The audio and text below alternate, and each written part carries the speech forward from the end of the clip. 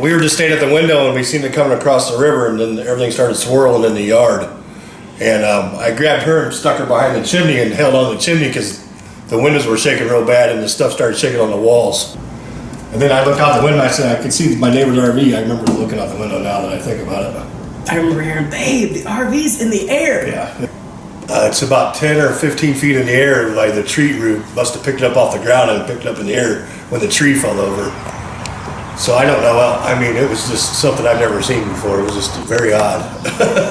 To see that when you walk outside and see an RV 20 feet in the air, it's just something you don't normally see. I've never seen anything like that.